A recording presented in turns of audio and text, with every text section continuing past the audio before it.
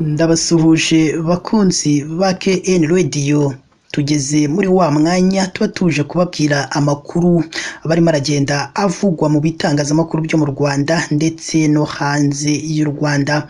Kuri ubu amakuru yacu twabateguriye uyu munsi naya akurikira. Mu karere ka Nyanza ko mu ntara y'Amajyepfo hitabajwe urubyiruko rw'abakoranabushake ngo hishyurwe ubwisungane mu kwivuza. Amabwiriza mashya agomba kubahirizwa mu nsengero zose n'imisigiti yo mu Rwanda mu kwirinda icyorezo cya Marburg amaze gutangazwa. Akurikiranweho kwica umuvandimwe we bashwaniye mu gikorwa cyo gushyingura mukuru wabo. Ayo rero niyo makuru twabateguriye tuje kuza tubaramburira mu kanya gato. Gusa mbere y'uko tubaramburira aya makuru, reka tubanze twibutse umuntu wese ugeze hano ari ubwa mbere ko yareba munsi y'amakuru harabona ijambo subscribe cyangwa sabone, ahita akandaho n'akazogera kaza nako nagasige nako ahita agakandaho. Icyo gihe azaba ashimangiye ko agiye kujya abo wa mbere mu kubona amakuru ndetse n'ibiganiro tugenda dutambutsa hano kuri KN Radio. Reka twitse gato nya ubundi tuze tubaramburira aya makuru tumaze kubabwira mu ngingo.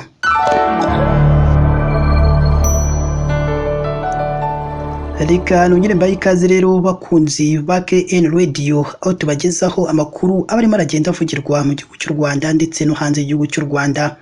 Kuri ubu rero amakuru yacu tugiye kuyahera kuri iyo nkuru yo mu karere ka Nyanza mu ntara y'Amajyepfo hitabajwe urubyiruko rw'abakoranabushake ngo hishyurwe ubwisungane mu kwivuza.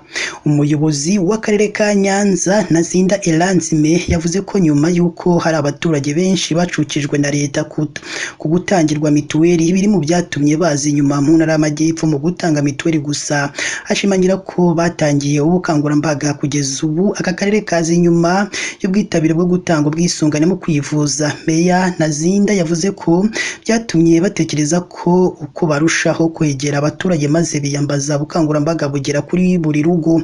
Aha yagiraga ati kubera hari abatakishyurirwa mituweli, bamwe muri bo batinze kumva ko hari inshingano zabo. Ibi byatumye imibare yacu itinda kuzamuka, tuza kubona ko twiyambaje urubyiruko rw'abakoranabushake bari hirya no hino mu midugudu hari icyo byabafasha kuko bo bagera henshi kandi mu gihe gito mu kurushaho kuzamura imyumvire y'abaturage muri Nyanza. Hongewe imbaraga mu bukangurambaga bwa mituweli, aho yambaje urubyiruko rw'abakoranabushake. Bamwe muri bo bavuga ko bagorwa no kubona hakiri bamwe mu baturage badatanga mituweli babyibukijwe n'ubwo bitabaca intege zo gukomeza kubahwitura.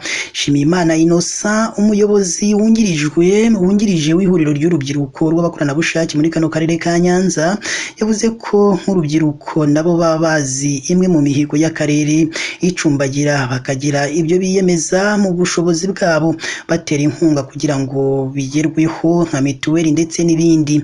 Aha uyu yagiraga ati hari aho tugera bakatubwira ko dukoze kubibutsa, ariko kandi hari n'abo tugeraho ari bamwe batunzwe n'akazi gahemba buri munsi bakaba bataka ko n'amafaranga bafite kandi byarakomotse kutizigama. Ishimwe Emmanuel wo mu kagari ka Nyanza mu murenge wa Busasamana ho mu karere ka Nyanza, n'umugabo ufite umugore n'abana babiri, akaba umwe mu bagezweho n'izi mpanuro z'urubyiruko. Yavuze ko nk'umunyabiraka abona amafaranga agahita yakemuza utundi tubazo bikamuviriramo kutishyura ubwisungane mu kwivuza. Aha yagiraga ati kubona abana nk'aba bakwibutsa kwizigamira ngo uteganyirize uburwayi bwawe ubwabyo bigutera igisa nk'isoni rwose, ukavuga uti byibuze reka nishyure.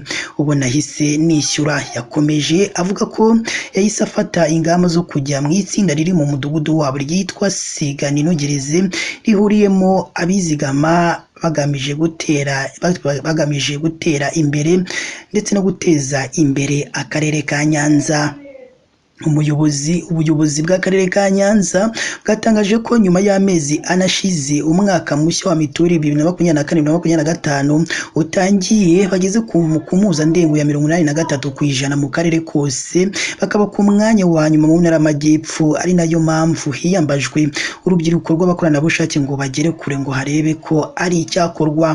Amabwiriza mashya agomba kubahirizwa mu nsengero zose n'imisigiti yo mu Rwanda mu kwirinda icyorezo cya Marburg Marburg yamaze gutangazwa.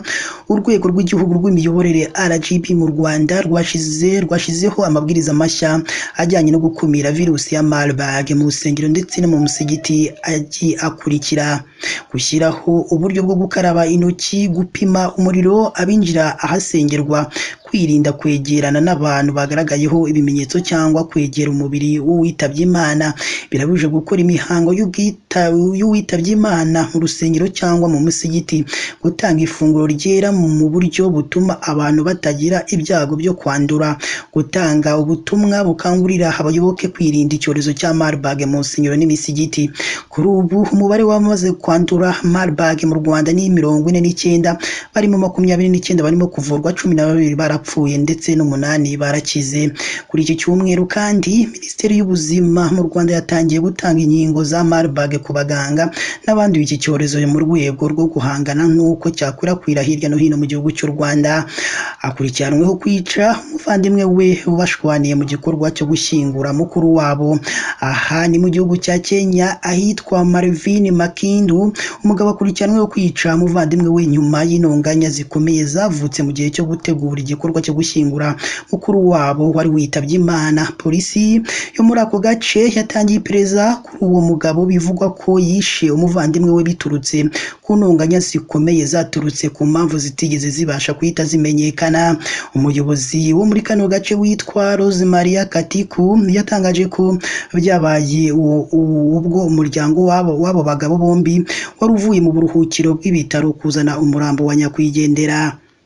Ikinyamakuru The Citizen Digital cyatangaje ko mu gihe bari mu myiteguro yo gushyingura aribwo abo bagabo bombi ngo batangiye gutongana cyane ndetse bibyara imvururu. Abatangabuhamya bari bahari bakaba bavuze ko nyuma y'uko intonganya zibaye nyinshi, uwo mugabo akurikiranwe kwica umuvandimwe we yagiye agafata umuhoro agahita aza akamutema, umuvandimwe we akahita abura ubuzima.